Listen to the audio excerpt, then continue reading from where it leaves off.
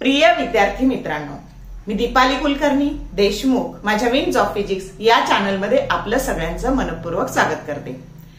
सर्वप्रथम मी तुम्हा सर्व विद्यार्थ्यांना नवीन इंग्रजी वर्षाच्या शुभेच्छा देते, कारण हे वर्ष तुमच्यासाठी आयुष्यातलं टर्निंग पॉइंट असणारं वर्ष आहे।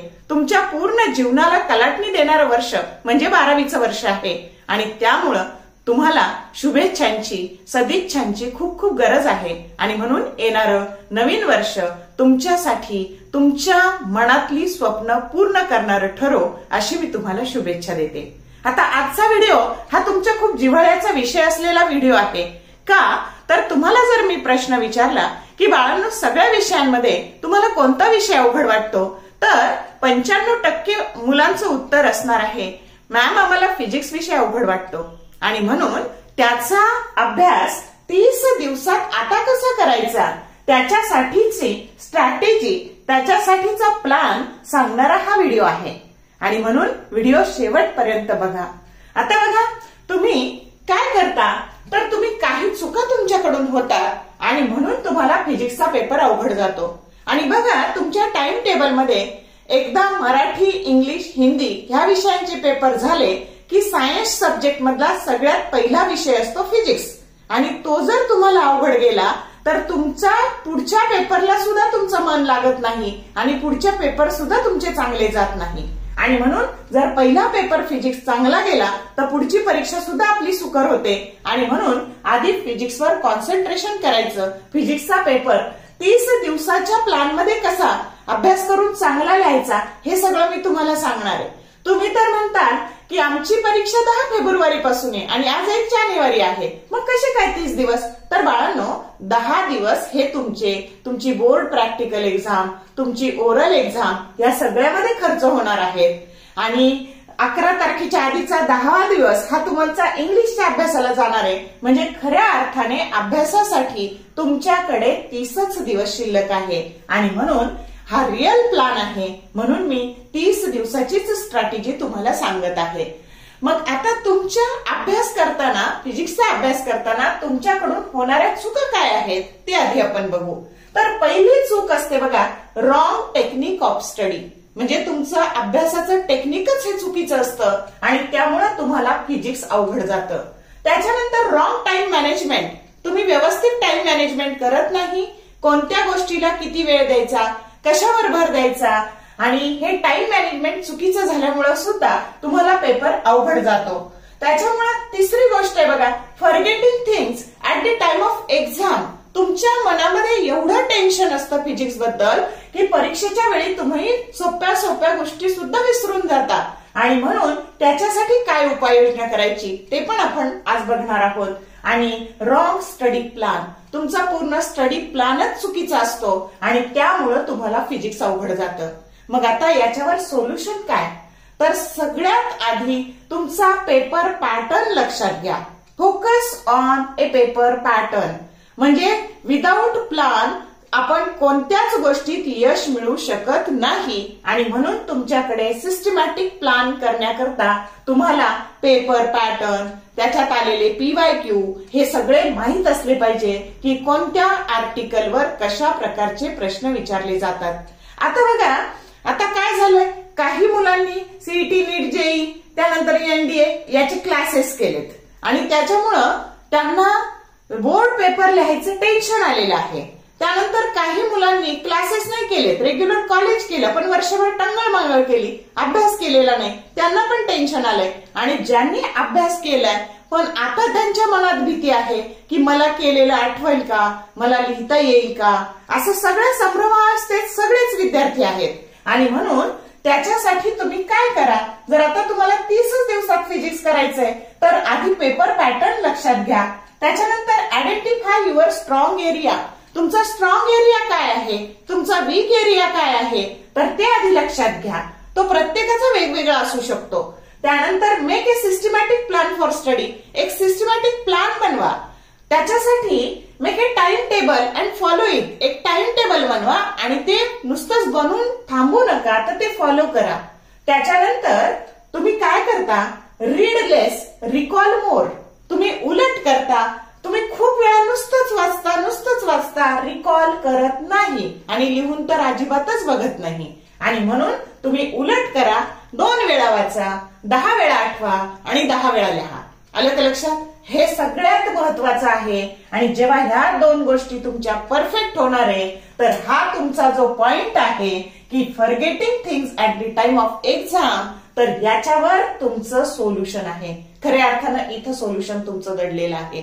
जेव्हा तुम्ही 10 वेळा एक गोष्ट लिहिलेली असते, तेव्हा तुमचा कॉन्फिडन्स वाढलेला असतो आणि त्यामुळं मग तुमच्या गोष्टी विसरत नाही. त्याच्यानंतर प्रॅक्टिस मेक्स मॅन परफेक्ट असं म्हटलं जातं आणि त्यामुळं न्यूमरिकल्सची प्रॅक्टिस करणं गरजेचं आहे. पुस्तकातले सॉल्व्ड, अनसॉल्व्ड न्यूमरिकल्स याची प्रॅक्टिस करा. तर आणि जे न्यूमरिकल्स अवघड आहेत त्याला आतापासूनच फुली मारा. खूप अवघड न्यूमरिकल्स बोर्डाला विचारले जात नाहीत आणि त्यामुळं सोपे जे न्यूमरिकल्स आहे, सॉल्व्ड आणि अनसॉल्व्ड, मागच्या वर्षी खूप सारे सॉल्व्ड विचारले गेले आणि त्यामुळे सॉल्व्ड आणि अनसॉल्व्ड न्यूमरिकल्सची खूप प्रॅक्टिस करा. त्याच्यानंतर stay away from social media. Social मीडियापासून दूर राहा. म्हणजे मोबाईल जर वापरायचाच असेल तर तो अभ्यासाच्या कामाकरता वापरा. चांगला व्हिडिओ बघा, त्याच्यानंतर PYQ कुठे असतील ते बघा, वन शॉट लेक्चर्स बघा, काही अडलं असेल तर ते बघा. पण इंस्टाग्राम, ट्विटर, फेसबुक याच्यावरचे जे रील्स आपण बघतो, किती वेळ गेला ते कळत नाही. तर 2 महिने त्याच्यापासून दूर राहिलं तर काही फरक पडत नाही, कारण आपल्या पूर्ण जीवनाला कलाटणी देणारं हे वर्ष आहे. मग आपलं आयुष्य जर घडवायचं असेल तर आपल्यालाच त्याग करावा लागणार आहे. आपली लढाई आपल्यालाच लढावी लागणार आहे आणि त्यामुळं सोशल मीडियाचा त्याग करा. आता आपण येऊ पेपर पॅटर्न कडे. पेपर पॅटर्न मध्ये तुमच्या असं लक्षात येईल की आपल्याला पेपर 70 मार्काचा द्यायचा आहे, पण तो निघणार आहे 98 मार्काचा. आणि मग या 98 मार्कामध्ये 4 सेक्शन आपल्याला आहेत, ABCD.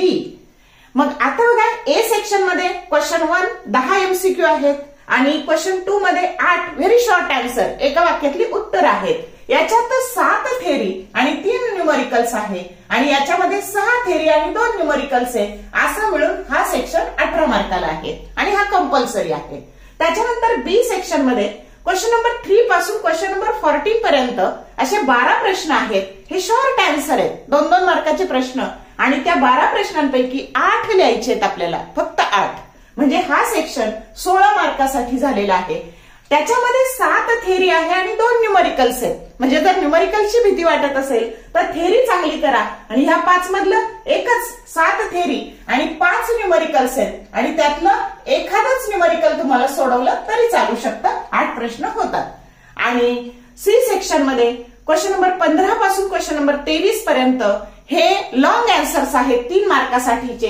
परत 12 प्रश्न आहे, त्याच्यामध्ये 7 थेरी आणि 5 न्यूमरिकल्स आहे. इथे सुद्धा तुम्ही थेरी चांगली केली तर 7 थेरी आणि एकच न्यूमरिकल सोडवावं लागणार आहे.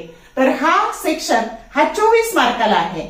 आणि डी सेक्शन मध्ये लॉंग आन्सर्स आहे 5 प्रश्न, पण त्याच्यात 4-4 मार्काचे 2 मोठे प्रश्न आहेत आणि 2+2 वाले 3 प्रश्न आहेत. याच्यात 2+2 मध्ये 3 प्रश्न थेरीचे आणि 3 प्रश्न न्यूमरिकल्सचे. म्हणजे इथे परत 6 प्रश्न 2-2 मार्काचेच आहे. मग तुम्ही जर नीट अभ्यास केला बाळांनो ह्या पेपर पॅटर्नचा, तर तुमच्या असं लक्षात येईल हे 16 आणि हे 12, हे 6 प्रश्न, हे 12 असे 28 मार्क फक्त आणि फक्त 2 मार्काच्या प्रश्नाला आहे. तुम्ही काय करता, मोठे डेरिव्हेशनच्या नादी लागता आणि काहीच येत नाही तुम्हाला, डेरिव्हेशनही येत नाही, छोटे प्रश्न येत नाही. तर आणि इथे पण हे 16 मार्क म्हणजे हे 28 आणि हे 18, जर तुम्ही विचार केला 28 अधिक 18, तर आता बघा 46 मार्काचा पेपर हा तुम्हाला फक्त 1 आणि 2 मार्काच्या प्रश्नांवर लिहिता येणार आहे, 98 पैकीचा किंवा 70 पैकीचा. आणि म्हणून सगळ्यात आधी छोट्या प्रश्नांवर भर द्या. ते करणं सोपं आहे, त्याला वेळ कमी लागतो आणि ते एकदा झाले की मग बाकीच्या मोठ्या प्रश्नांसाठी काय करायचं ते आता मी तुम्हाला सांगणार आहे. आलं का लक्षात? म्हणजे अभ्यास करताना पहिल्यांदा छोटे प्रश्न करा, त्याने तुमचं काम सोपं होणार आहे. त्याच्यानंतर आता ही वेळ नाही बाळांनो की 16चे 16 चॅप्टर करायची. तर तुम्ही काय करा, 8 चॅप्टर एकदम परफेक्ट करा. मग ते तुम्हाला जे सोपे वाटत असतील ते करा. आणि मला जर सल्ला विचारला तर मी सांगेल मॅग्नेटिक मटेरियल करा, त्याच्यानंतर करंट इलेक्ट्रिसिटी करा, ज्याच्यामध्ये नुसत्या सर्किट डायग्राम येतात आणि त्यातले सगळे प्रयोग प्रॅक्टिकलला आहेत. तर सर्किट डायग्राम आणि फॉर्म्युले, त्याच्यानंतर ड्युएल नेचर करा, सेमी कंडक्टर करा, त्यानंतर केटीजी अँड रेडिएशन करा, थर्मोडायनामिक्स करा, ऑसिलेशन करा आणि सुपरपोजिशन करा. हे 8 चॅप्टर तुलनेने अभ्यास करायला सोपे आहेत. सेमी कंडक्टरमध्ये प्रॉब्लेम कमी आहेत, 3-4च तिथे फॉर्म्युले आहेत आणि म्हणून ह्या पद्धतीने हे 8 चॅप्टर जर तुम्ही प्राधान्यक्रमाने केले आणि उरलेल्या चॅप्टरचे छोटे छोटे प्रश्न तुम्हाला जेवढे झेपतील तेवढे करा, तरी तुम्हाला 50 मार्क 70 पैकी सहजासहजी मिळू शकतात. समजलं का? म्हणून 8च चॅप्टर करा परफेक्ट आणि बाकीच्याचं थोडा थोडा भाग करा, एकदमच स्किप करू नका. पण आधी हे 8 चॅप्टर परफेक्ट करा, कारण आता तेवढा वेळ तुमच्या हातात राहिलेला नाही. त्याच्यानंतर काय करायचं, आता तुम्ही एक सिस्टमॅटिक 200 पेजेस स्वतःची वही बनवा. ती कशा करता बनवायची, तर आता पहिला चॅप्टर तुम्ही मॅग्नेटिक मटेरियल केला, तर आता त्यातले जे डेरिव्हेशन्स आहे तर त्याच्या म्हणजे सगळ्या चॅप्टरची ह्या क्रमाने मी जे चॅप्टर सांगितले त्या चॅप्टरच्या सगळ्यात आधी फिगर काढा. का काढायच्या फिगर, तर फिगर आणि फॉर्म्युला. आता फिगर काढायला खूप काही वेळ लागत नाही, म्हणजे अगदी अभ्यास करून रात्री कंटाळा आला तरी 5 फिगर आपण करू शकतो. तर त्या 5-5, 10-10 वेळा फिगर काढा आणि त्या वहीत फिगर काढताना न पाहता फिगर काढा आणि त्याचा खाली फॉर्म्युला लिहा. मग आता याने काय होणार आहे बाळांनो, तर असा फिगर फॉर्म्युला आणि तुमच्याच पुस्तकात त्या फॉर्म्युल्यावर जर न्यूमरिकल असेल, आलं लक्षात, तर ते सॉल्व्ड आणि अनसॉल्व्ड न्यूमरिकल लगेच त्याच्या खाली घेऊन टाका. मग आता त्याचं जर डेरिव्हेशन असेल तर शार्ट मध्ये ते डेरिव्हेशन पण लिहा. पण जर तुम्हाला अवघड वाटत असेल डेरिव्हेशन तर ऍटलिस्ट फिगर फॉर्म्युला असं जरी तुम्ही केलं ह्या सगळ्या तुमच्या चॅप्टरचं, तर तुमचं खूप मोठं काम होणार आहे. कारण सी सेक्शन मध्ये जर प्रश्न आला तर ती फिगर, त्याचं थोडंसं एक्सप्लेनेशन आणि त्याचं फॉर्म्युला एवढं जरी लिहिलं तरी 3 मार्काच्या प्रश्नाला तुम्हाला 1.5 ते 2 मार्क आरामशीर पडू शकतात. म्हणजे तुमचं फिगर फॉर्म्युल्याने काय झालं, 3 मार्काच्या प्रश्नांचं काम झालं. मग आता बघा, तर आता काय करायचं, focus on 2 marks and 1 marks question. मग आता समजा 2 मार्काच्या प्रश्नांवर पण फोकस करायचा आणि त्या वहीत लगेच ते 2 मार्काचे प्रश्न लिहायचे, स्वतःच्या नोट्स. आता त्या कशा नोट्स लिहायच्या, तर खूप तुमचं पुस्तक आहे ना ते बघून तुम्हाला भीती वाटते, खूप काही अवघड आहे असं वाटतं आणि म्हणून ही आपली सोपी स्वतःची खुद के नोट्स बनाव असे खूप सारे चॅनल्स वाले तुम्हाला सांगतात, पण ते कसे बनवायचे हे मी तुम्हाला सांगते. मग आता फॉर एक्झाम्पल तुम्हाला जर समजा तुमचा दुसरा चॅप्टर आहे मेकॅनिकल प्रॉपर्टीज ऑफ फ्लुइड्स आणि त्याच्यामध्ये की प्रॉपर्टीज ऑफ आयडियल फ्लुइड आहे, तर आता तुम्ही प्रश्न लिहायचा what are the properties of ideal fluid आणि फक्त त्याच्यात 4 शब्द एकाखाली एक लिहायचे. काय, इनकम्प्रेसिबल, इररोटेशनल, स्टेडी आणि नॉन विस्कस. मग हे 4 शब्द तिथे झाले ना, 4 शब्द लक्षात ठेवायला किती वेळ लागतो बाळांनो. मग अशा पद्धतीने अशा एकदम शॉर्ट नोट्स त्या वहीत लिहा आणि ते सगळं न पाहता लिहा. त्याच्यानंतर आता तिथे स्टोक्सचा लॉ आहे. स्टोक्सचा लॉ समजा आहे तुमचा की F that is equal to 6 pi इटा RV आणि ते झालं म्हणजे याच्यात तुम्ही कोणताही लॉ स्टेटमेंट करताना तुम्ही फॉर्म्युल्याकडून स्टेटमेंटकडे जा आणि आता त्याच्याच खाली एक सॉल्व्ड न्यूमरिकल आहे या फॉर्म्युल्यावरचं. मग आता हे जे फॉर्म्युले आहे ना बाळांनो त्याचं मिनिंग समजून घ्या. याच्यामध्ये इटा काय आहे, F काय आहे, हा विस्कस फोर्स आहे, त्याच्यानंतर इटा काय आहे, कोएफिशियंट ऑफ विस्कॉसिटी आहे, R जो स्फिअर पडतो आहे त्याची रेडियस आहे आणि V त्याची व्हेलॉसिटी आहे. मग पुस्तकात त्याच्या खाली लगेच सॉल्व्ड न्यूमरिकल्स आहे. मग हा लॉ केला ना की त्याचं लगेच सॉल्व्ड न्यूमरिकल्स लिहून काढा. त्याचे कुठे लॉकचे कॅल्क्युलेशन्स असतील तर ते पण, म्हणजे अशी स्वतःच्या अभ्यासाची तुमची नोटबुक तयार होईल. त्यानंतर बाळांनो तुमच्या फिजिक्सच्या पेपरला 5 दिवस सुट्टी आलेली आहे, पण त्या 5 दिवसात नवीन काहीच करायचं नाहीये. तुम्ही जर त्या 5 दिवसात नवीन काही करायला गेला तर हा प्रॉब्लेम येणार आहे. परीक्षेच्या वेळेस तुम्हाला टेन्शनने काहीच आठवणार नाही. तुम्हाला जे काही करायचंय ते आत्ता ठरवा. जे अवघड प्रॉब्लेम आहे त्याला आत्ताच काट मारा. जे अवघड प्रश्न आहेत जे तुमच्या आवाक्यात नाही त्याला आत्ताच काट मारा आणि जे तुम्हाला अभ्यासायचंय ते आत्ता अभ्यासा आणि त्या 5 दिवसात त्याची फक्त रिव्हिजन करा. आलं का लक्षात? तर या पद्धतीने आता focus on 2 marks and 1 marks question कळलं का? मग 2 मार्काचे सॉल्व्ड आणि अनसॉल्व्ड प्रॉब्लेम त्याचे असे कलेक्टिव्हली एकत्र करून तुम्ही ती वही तुमची तयार राहील.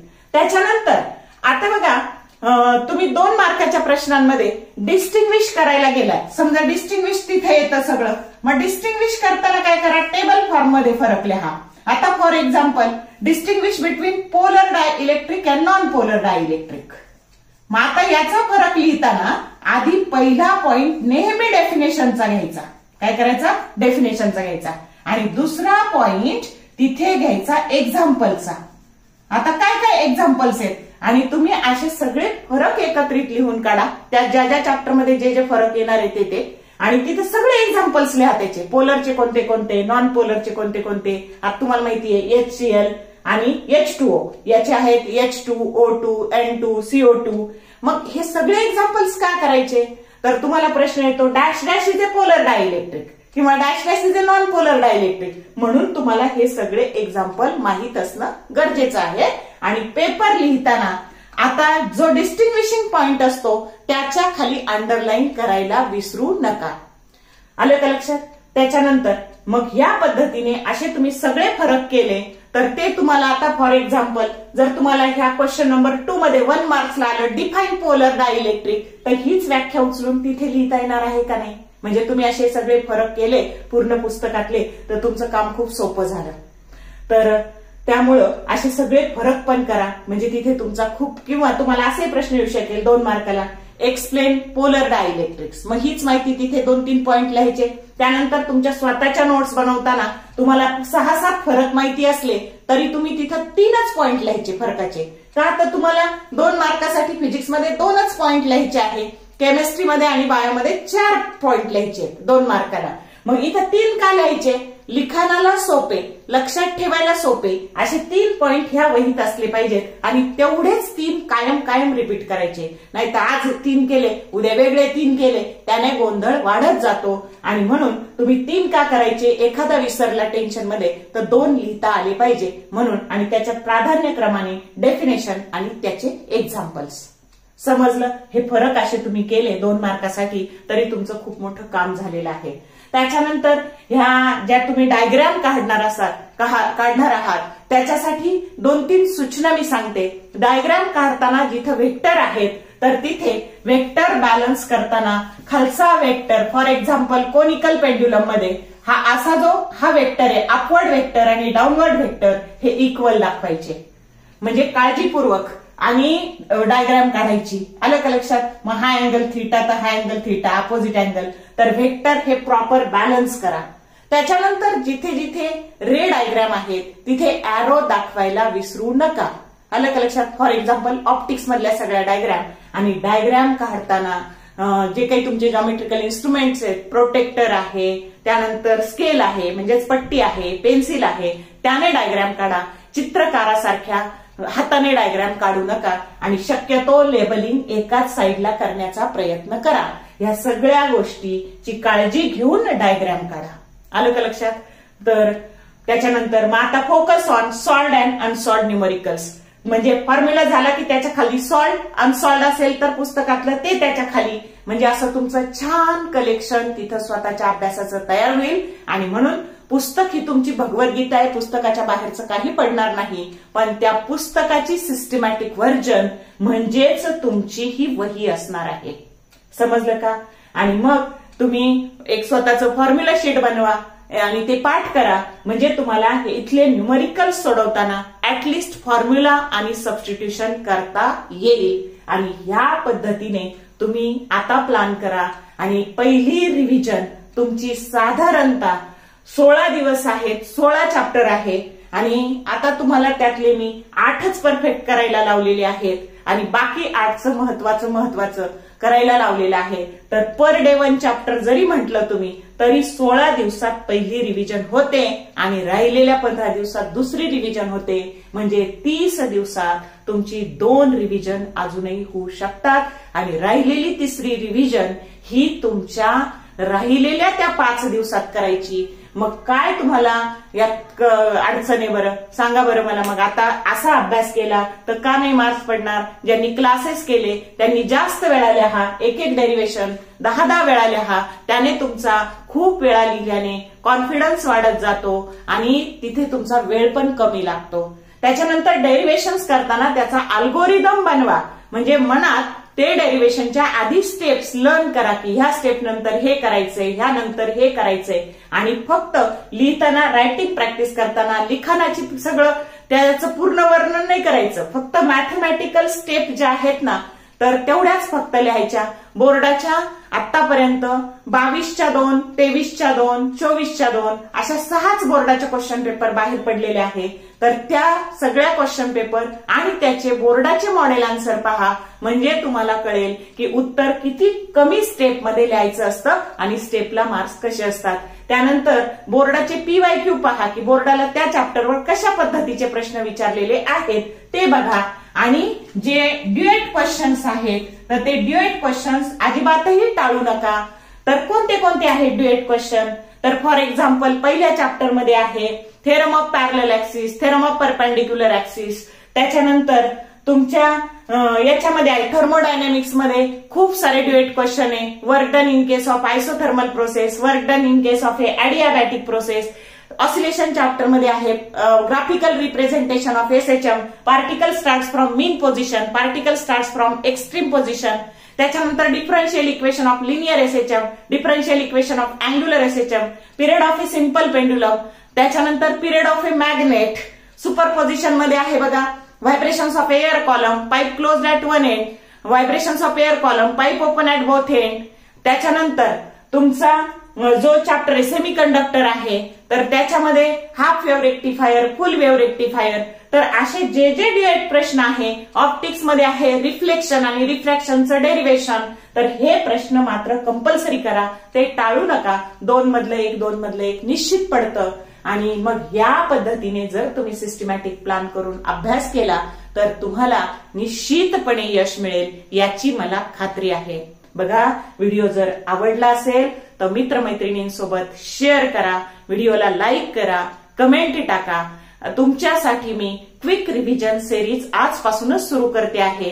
म्हणजे हे 2-2 मार्काचे आणि 1-1 मार्काचे प्रश्न आणि पुस्तकातले सॉल्व्ड न्यूमरिकल्स आणि अनसॉल्व्ड न्यूमरिकल त्या चॅप्टरचे, जेणेकरून तुम्हाला अभ्यासाला मदत होणार आहे. आणि म्हणून ती जी सिरीज आहे त्याचाही उपयोग करून घ्या. मागच्या वर्षीच्या ज्या सिरीज आहेत, महारिव्हिजन सिरीज आहे, तर त्याही तुम्ही बघू शकता. त्याच्यातही असे छोटे छोटे प्रश्नांचे व्हिडिओ केलेले आहेत. आणि आता पण रोज एकेका चॅप्टरचे आपण असे शॉर्ट क्वेश्चनचे व्हिडिओ बनवणार आहोत की जेणेकरून तुम्हाला अभ्यासाला मदत होईल. तर जर हे सगळं आवडत असेल तर लाईक करा आणि त्याचा उपयोग करून घ्या. All the best for your study and thank you for watching this whole video.